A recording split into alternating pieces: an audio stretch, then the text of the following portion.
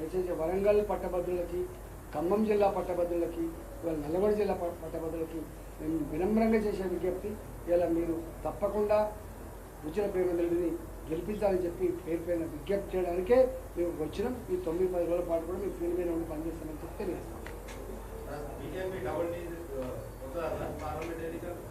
100% వస్తుంది, అనుమానమే లేదు. నల్లగొండ జిల్లాలో 3.5 లక్షలు 4 లక్షల ఓట్లే కాకుండా నువ్వా నేను ఉంటుందా, ఇంకెక్కడ ఉంటుంది? మేము మా అండర్ కరెంట్ ఇట్లా కనబడి చూస్తూ ఉంటే 12 సీట్లు వస్తాయి.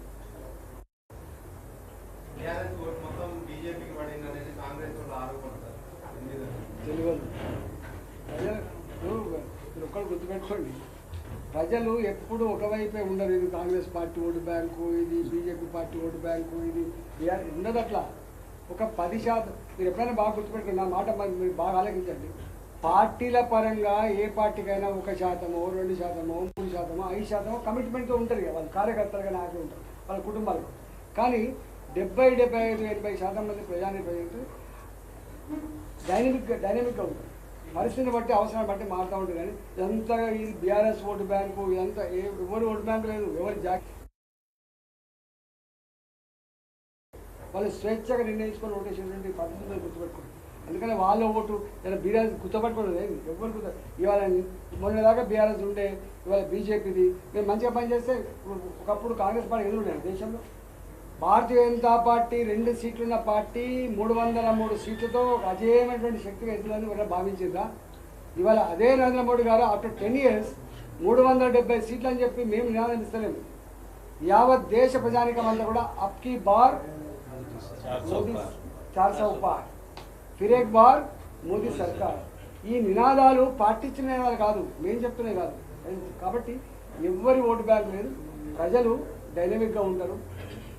ప్రజలు ఇవాళ ఇప్పుడున్న పరిస్థితిలో దేశ రక్షణ, దేశ పురోగమనం, దేశంలో ప్రజల భద్రత ఇవన్నీ రావాలంటే మోడీ గారే మళ్ళీ ప్రధానమంత్రి కావాలి.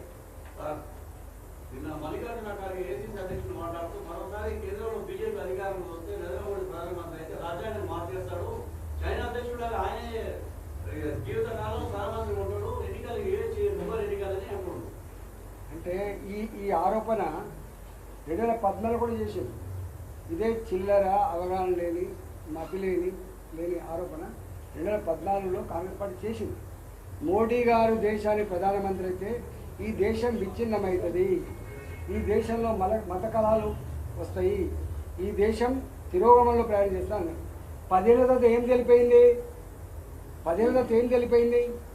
370 ఆర్టికల్ రద్దు కావచ్చు, ఛాందస వాదపు పద్ధతిని పక్కకు పెట్టి త్రిపుల్ తలాక్ను రద్దు చేసి ఇలా మైనార్టీ మహిళల గౌరవాన్ని వాళ్ళకు జీవితంలో ఒక భద్రత ఇచ్చినటువంటి పార్టీ బీజేపీ పార్టీ. నిన్న మోడీ గారు ఒక మాట మాట్లాడు, ఒక జాతిని విస్మరించినటువంటి ప్రభుత్వాలు నడవగా అందరూ మేము సమానంగా చూస్తాం, వాళ్ళు ముస్లింలా, క్రిస్టియన్లా, హిందువులు కాదు, వాళ్ళు భారత ప్రజానికం కింద చూస్తామని చెప్పి మోడీ గారు అంటుంటే, వారి స్టేట్మెంట్ కట్టుంటే వీళ్ళకి ఇట్లా మాట్లాడుతున్నారంటే అంటే వీళ్ళకి ఏమీ లేదు. వీళ్లకు మొత్తం కథమైపోయింది. 100 సంవత్సరాల చరిత్ర కలిగిన కాంగ్రెస్ పార్టీ ప్రజల దృష్టిలో ఇది విఫలమైన పార్టీగా ఉన్నది.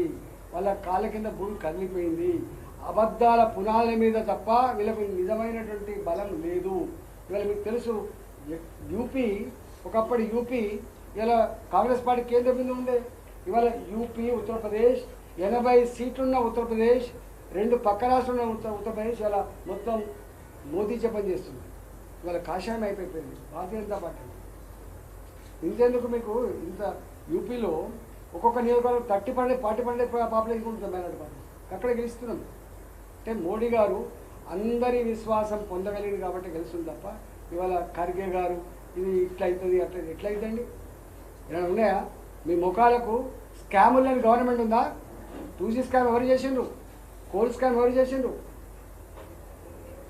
బోఫర్ స్కామ్ ఎవరి చేతిలో ఉండే? సొంత మంత్రులే జైల్లోకి పోయిన చరిత్ర ఎవరిది? మీది కాదా? ఇవాళ మాట్లాడుతున్నావు. ఇందిరాగాంధీ గారు గరీబీ హఠావో నినాదం ఇచ్చింది. ఎప్పుడు ఇందిరాగాంధీ గారు 67, 68 ఇచ్చింది.